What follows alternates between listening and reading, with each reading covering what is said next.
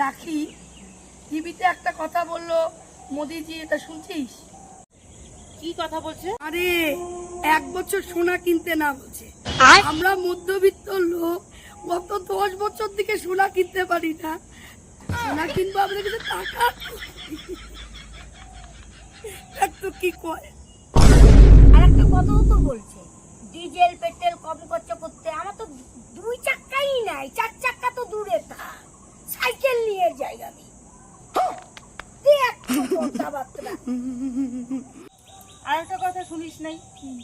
বিদেশ ভ্রমণ করতে না বলছে। আমরা যে গরিব, আমাদের বিদেশ ভ্রমণ, এই সামান্য জলদাপাড়া তাই সামনে যাইতে পারি না। বিদেশ ভ্রমণ ওগুলা সব বড় লোকদের চিন্তা রে, যারা মাসে মাসে বিদেশ ভ্রমণ করে, মাঝে মাঝে সোনা গয়না কিনে, মাঝে মাঝে এদিকে ওইদিকে ঘুরতে যায়, তাদের চিন্তা। আমাদের ওইসব চিন্তা আমাদের তো মধ্যবিত্তেরই চিন্তা। আমাদের জানে, আমাদের খাইতেই শেষ, বাচ্চাদেরকে পড়াইতেই শেষ, আর কিসের চিন্তা? এই নিয়ে আমাদের চিন্তা না। আরে এখন তো মোদি ভালো করছে, মেয়ে ছেলেদের জন্য সরকারি বাস ফ্রি, আর অন্নপূর্ণা ভান্ডার 3000 টাকা করে দিচ্ছে। আচ্ছা, এখন যদি একটু জমায় জমায় সোনা কিনতে পারি, একটু ঘুরতে যেতে পারি, যেহেতু বাসটা ফ্রি আছে না। ঠিকই বলছিস স্যার। মোদিজি আমাদের এই জিনিসগুলো যদি আরেকটু ফেসিলিটি বাড়ায় দেয় না, সত্যি